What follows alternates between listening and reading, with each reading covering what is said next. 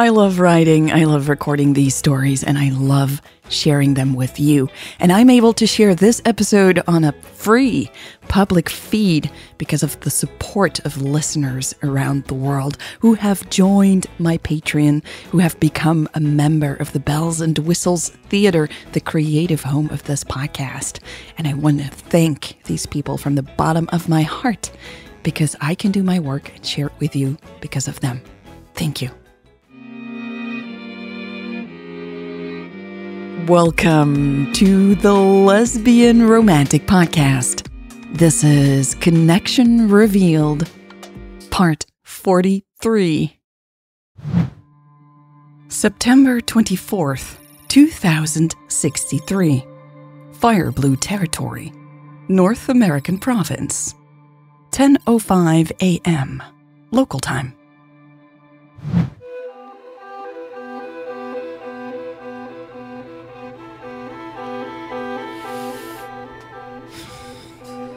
This is ridiculous, Jade thought, pacing around the room. Where did she go? How is this helping us? Jade had no idea how long it had been since the scientist had left, but it had to be at least 2 hours. In the meantime, Jade had been stuck in this room, alone. There was nothing for her to do except wait and worry. She ran her hands through her hair. It felt dirty. The last time she had freshened up was back at the cabin by the border. She should have taken the opportunity to wash up at the hospital, but she had other things to do there. The memory of the short, passionate night with Michelle only made her feel more restless and frustrated. Where had Michelle gone with Louise?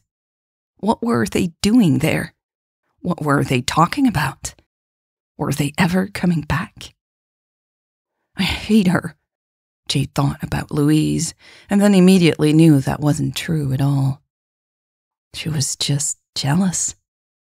But it was useless to keep thinking about it. There was no future with Michelle to worry about, was there? Only a brief, intense past filled with longing.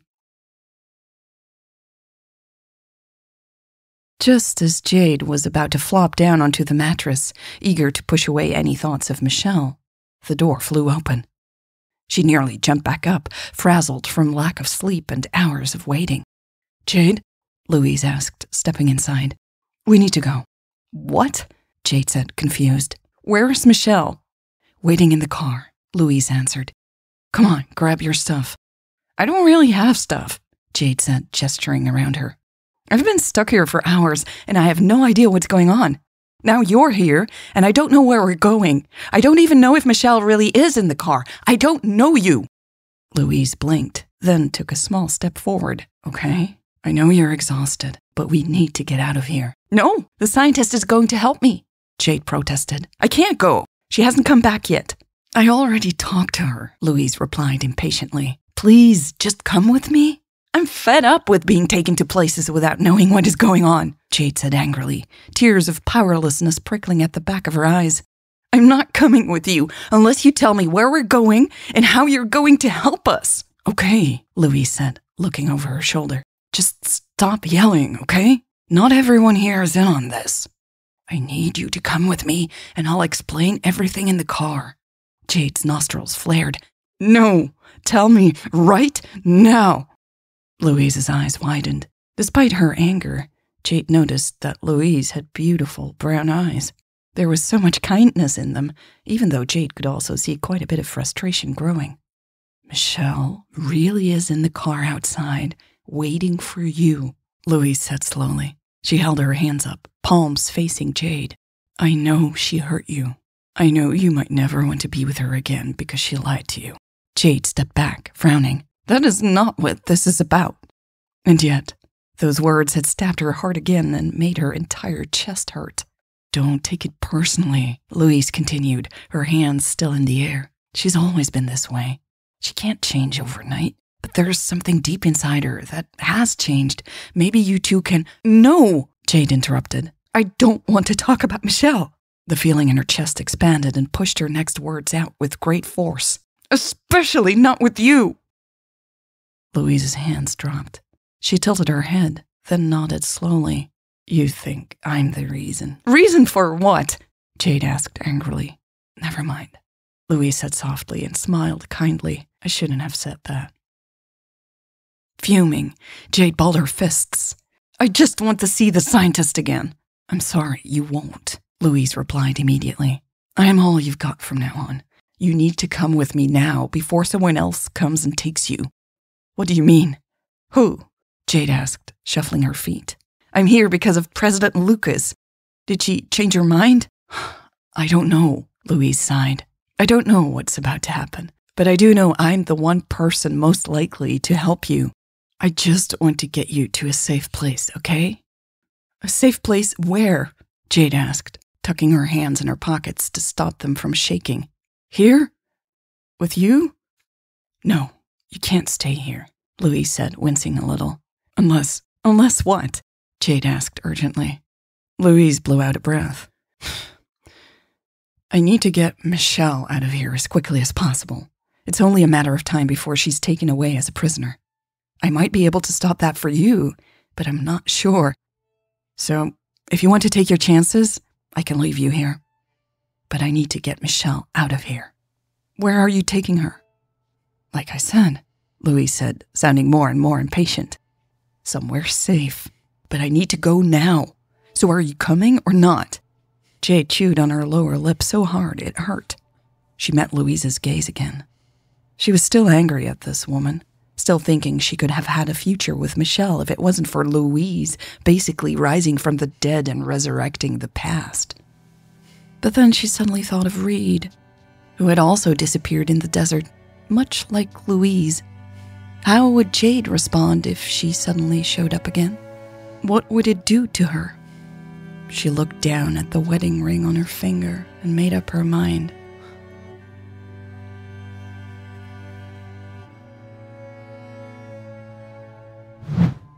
September 24th, 2063. San Francisco, Fire Blue Territory, North American Province, 10:05 a.m., local time.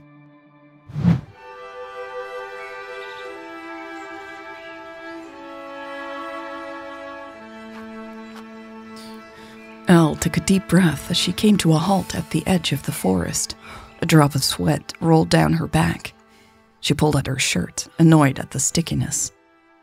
Shit, she muttered to herself, still breathing fast. She had walked too quickly and for too long for her exhausted, sleep-deprived body to handle. It had been foolish to think she could walk off the anxiety. Plus, the air quality seemed to be pretty bad today, and she should have known better than to stay out this long. Now, it was time to decide on her next step. She had gone back and forth between two possible paths in her mind. Stucky had dashed in and out of the bushes around her, thrilled to be outside. Elle scratched her damp cheek and turned to look for her aunt's dog. He would miss this forest, she thought. Then again, he was going home, and that surely was a good thing too. He'd settle back in at the cottage much faster than Elle would. Staring at the presidential palace in the distance, Elle tried to make up her mind. She could go back in there and help Ellen with the speech. After that, she could change and have the speech recorded. Or she could just grab Stucky, steal a car, and go find Louise. It would take her some time to reach the research facility where Michelle and the scientist were held. If Elle's last orders were set in motion, they would be leaving for the border soon, with valuable information loaded onto their tablets. Unless someone stops them, Elle thought. Maybe Louise... Elle couldn't even finish her thought. She had no idea what Louise would do. Had she gone over there to say goodbye to Michelle?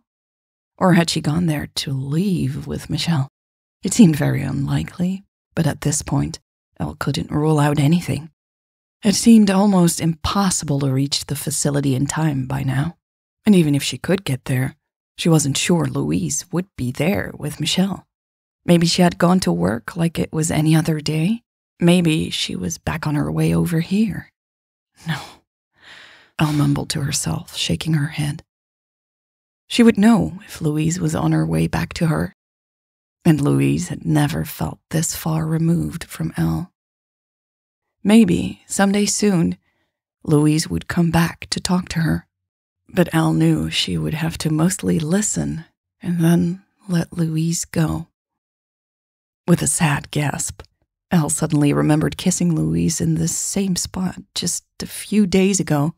It seemed like so much more time had passed since then. Looking back, she could see how the distance between them had already been there. Elle blinked a few times to stop the tears from flowing again. There was no use in crying anymore. She had to make up her mind about what to do next. The most important thing was to show Louise that she had changed, that she had finally seen the light. I have to go find her, Elle said to herself. I need to tell her that I see how hard she tried when I was so absent. I need to tell her that I can do better. I need to tell her I resigned. Surely that will change everything. She turned around to call over Stucky, but then noticed the dog was already sitting at her feet, staring up at her with his big brown eyes. His intense gaze startled her. There was both innocence and wisdom in his eyes, and Elle momentarily lost herself in them. After a long moment, she slowly nodded. I won't go after her, she said quietly to Stucky. This is not about me, she added, her conviction growing. Not everything is about me. She chuckled sadly. Louise is stronger than I give her credit for. She will find a way back to me in her own time, or she won't. And then she will find a way forward by herself. Stucky barked enthusiastically, making Elle jump and curse. Fuck, don't do that. You scared the shit out of me, she said, gasping. Then chuckling. Stucky barked again, and Elle smiled fondly at him. You're right. Let's go home.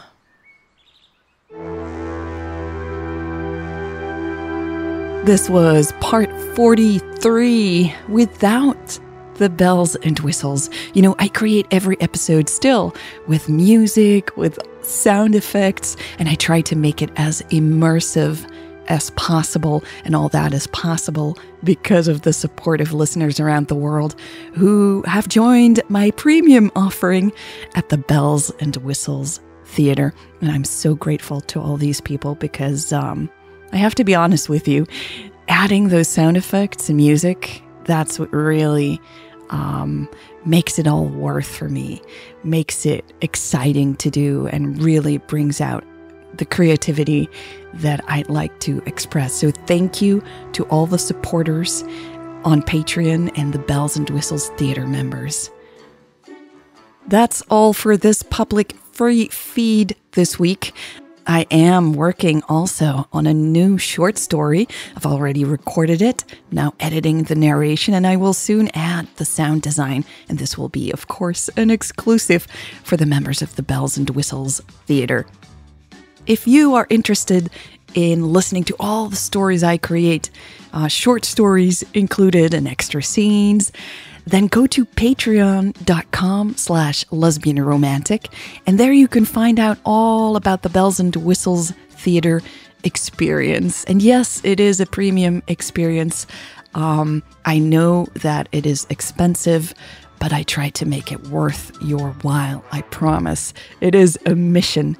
And if you cannot afford it, I totally get that. It's not for everyone, but I'm really grateful that I can still offer you these episodes with the support of the theater members. And you can sign up to Patreon for free as well. You'll get some updates now and then, and I do drop an episode with all the bells and whistles or something else, for free now and then. So go check it out, patreon.com/lesbianromantic. Okay, thank you so much for spending time with me. It always means the world to me. And I'll see you soon in 2 weeks for the next episode of Connection Revealed.